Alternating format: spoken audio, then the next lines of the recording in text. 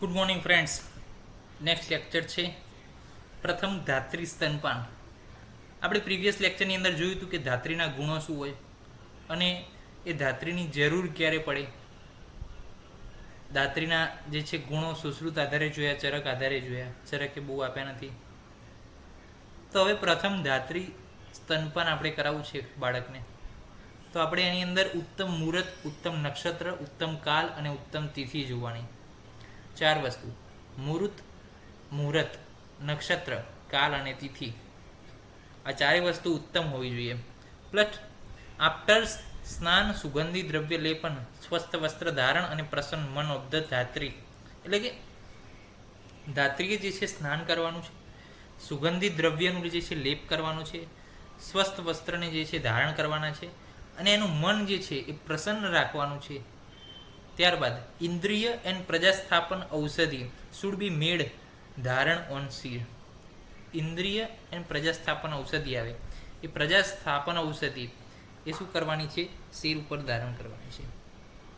તો આનું જે છે આયુર્વેદ જે છે સાયન્ટિફિક પ્રૂફ આપણે હજુ એટલું બધું કરી શક્યા નથી, પરંતુ સાયન્ટિફિક વ્યૂ સાથે આપણે કોરિલેટ કરી શકીએ અને આવનારા સમયની અંદર સાયન્ટિફિક ડેટા સાથે, સાયન્ટિફિક રિસર્ચ સાથે આપણે આગળ વધવાનું છે આયુર્વેદની અંદર. એના માટે જામનગરની અંદર WHO રિસર્ચ સેન્ટર, વર્લ્ડનું પહેલું રિસર્ચ સેન્ટર જે છે સ્થાપના કરી છે. કેમ? તો કે ધાત્રીને પ્રજાસ્થાપન ઔષધિ જે છે ધારણ કરવાની છે શિર ઉપર.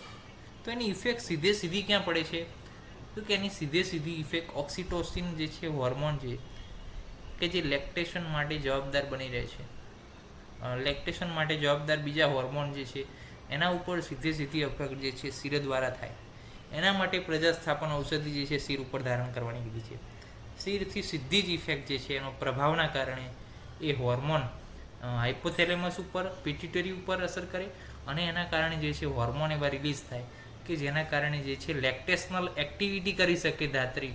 એના માટે જે છે પ્રજાસ્થાપન ઔષધિ જે છે શિર ઉપર આપણને ધારણ કરવાની કીધી છે ધાત્રીને. ઓકે, પૂર્વાભિમુખ થઈને બેસવાનું છે અને સ્તનપાન શરૂ કરવાનું છે બાય ધ દક્ષિણ સ્તન. દક્ષિણ સ્તન મીન ધ રાઇટ બ્રેસ્ટ. તો પ્રથમ ધાત્રી સ્તનપાનની આપણે જોઈ વાત કરી. ઉત્તમ મુહૂર્ત, નક્ષત્ર, તિથિ અને કાલ હોવો જોઈએ. પ્લસ સ્નાન કરવાનું, સુગંધી દ્રવ્યનું લેપન, અત્તર, સ્વસ્થ વસ્ત્રનું ધારણ, પ્રસન્ન મન અને પ્રજાસ્થાપન ઔષધિ જે છે શિર ઉપર ધારણ કરવાની. કેમ? તો કે એના પ્રભાવ સીધો હોર્મોનલ બેલેન્સ કરે, મેન્ટેન કરે, પ્લસ જે છે પિટ્યુટરી ગ્લેન્ડ ઉપર અસર કરે, પ્લસ હાઇપોથેલેમસ ઉપર અસર કરે. એના કારણે લેક્ટેશનલ એક્ટિવિટી જે છે ધાત્રીની શું બને?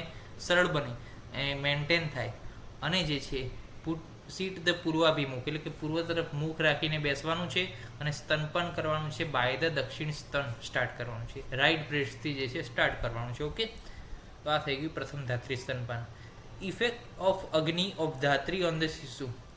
એટલે કે હવે આપણે વાત કરી હતી કે માતાના જે ગુણો હોય બ્રેસ્ટ મિલ્કની અંદર અથવા માતાની અગ્નિ હોય એવા જે છે શિશુની અંદર ડિઝીઝ ઉત્પન્ન થઈ શકે એના આધારે. તો એ જ પ્રમાણે આપણે જો ધાત્રી જોડે બ્રેસ્ટ ફીડિંગ કરાવીશું તો ધાત્રીના જે અગ્નિ હોય, ધાત્રીના જે ગુણો હોય એ જે છે બાળકની અંદર ઉતરવાના છે. એના માટે શું આપણે બેસ્ટ ધાત્રી પસંદ કરવાની છે. કેમ? તો કે બેસ્ટ ધાત્રી પસંદ કરશું તો બેસ્ટ ગ્રોથ અને ડેવલપમેન્ટ જે છે એના માઇલસ્ટોન આપણે બાળકની અંદર એચીવ કરી શકશું. તો જો ધાત્રી જે છે સમાગ્નિ હોય ધાત્રીની, તો કોઈ પણ પ્રકારનો ડિઝીઝ થતો નથી. ધાત્રીની જો વિષમ અગ્નિ હોય તો શું થાય? છડદી અને અતિસાર થાય. વિષમ અગ્નિ હોય તો છડદી અને અતિસાર જેવા ડિઝીઝ થઈ શકે છે. ધાત્રીની શું હોય? મંદાગ્નિ હોય તો જ્વર અને રક્તપિત્ત થાય. જો મંદાગ્નિ હોય તો શું થાય? આમનું પાચન ના થાય. આમનું પાચન ના થાય તો સીધો જ્વર રોગ ઉત્પન્ન કરે અને રક્તપિત્ત ઉત્પન્ન કરે.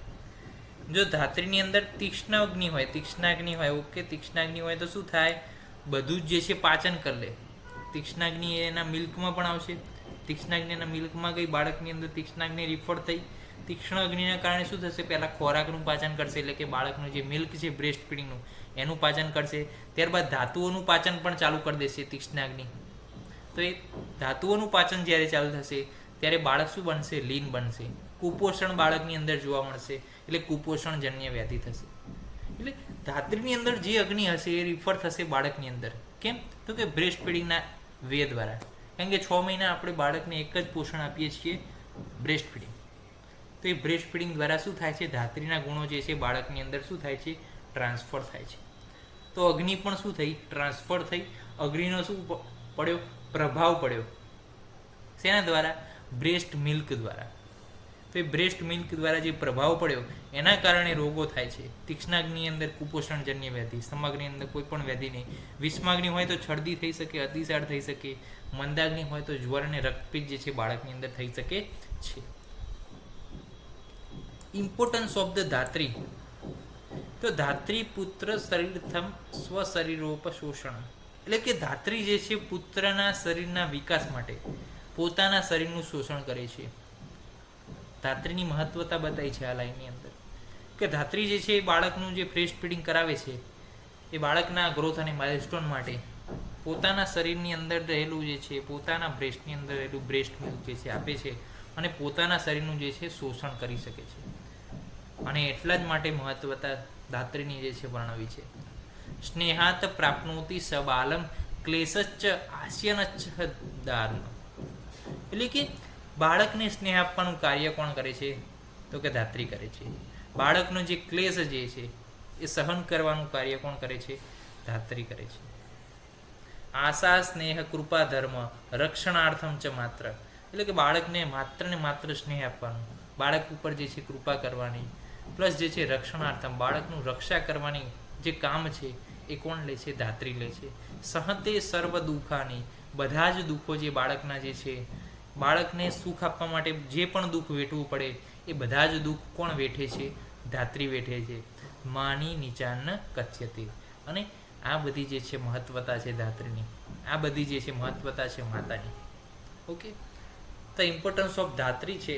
પરંતુ આજ જો આપણે ગણીએ તો ધાત્રીના બદલે જે છે માતાનું પણ આ ઇમ્પોર્ટન્સ છે કે બાળકના સુખ માટે જે છે માતાને જેટલું પણ દુઃખ વેઠવું પડે એ દુઃખ વેઠે છે. કવિતા આવતી હતી ત્રીજા ધોરણમાં, ભીનામાં સુઈ તે સુકામાં સુવાડે, એવું કંઈક આવતું હતું. વાંચજો, ત્રીજા ધોરણમાં આવતી હતી. હે દયાળી માતું કરીને આવતી હતી, મને યાદ છે ત્યાં સુધી. ઓકે, તો ઇંગ્લિશમાં અંદર લખી છે she nourish the child on the cost of her body emaciation, એટલે કે પોતે પોતાના શરીરની અંદર રહેલું બ્રેસ્ટ મિલ્ક જે છે બાળકને ગ્રોથ માટે આપે છે. ગ્રેટ અફેક્શન છે, ટ્રબલ પણ ટોલરેટ કરે છે, કમ્પેશન છે એક પ્રકારનું કે બાળકનો વિકાસ જે છે એ મારું લક્ષ્ય. Duty and protection of the child, બાળકનું રક્ષણ કરે છે. She bears lot of difficulty દુઃખ, she gets honour feels proud, અને જે છે બાળક જ્યારે પણ કોઈ પણ પ્રકારનું પ્રાઉડ જે છે, કોઈ પણ પ્રકારનું એવું કાર્ય કરે છે કે જેનાથી એને ગર્વ થાય, તો એ જે છે સૌથી વધારે ગર્વ જે છે બાળકના માતા અને પિતાને થતો હોય છે. તો આ એક જોઈ લીધી ધાત્રીનું જે છે ઇમ્પોર્ટન્સ, માતાનું ઇમ્પોર્ટન્સ પણ લખી શકાય. અને નેક્સ્ટ લેક્ચરની મળીશું, ત્યાં સુધી તો આજે આપણે જોયું કે પ્રથમ ધાત્રીનું સ્તનપાન કઈ રીતના જે છે હોર્મોનલ ઇફેક્ટ કરે છે. સ્તનપાન જે છે કરાવીએ ત્યારે જે પ્રજાસ્થાપન ઔષધિઓ જે માથા ઉપર મૂકીએ છીએ એનો પ્રભાવ કઈ રીતે સીધો હોર્મોનલ બેલેન્સની અંદર પડે છે એના વિશે વાત કરી. ધાત્રીની અગ્નિ જે છે બાળકની અગ્નિમાં કઈ રીતે ટ્રાન્સફર થાય છે બ્રેસ્ટ ફીડ દ્વારા, અને ઇમ્પોર્ટન્સ આપણે જોયું. તો નેક્સ્ટ લેક્ચરમાં મળીશું, ત્યાં સુધી જય હિન્દ, જય આયુર્વેદ, જય ધન્વંતરી, નમસ્કાર.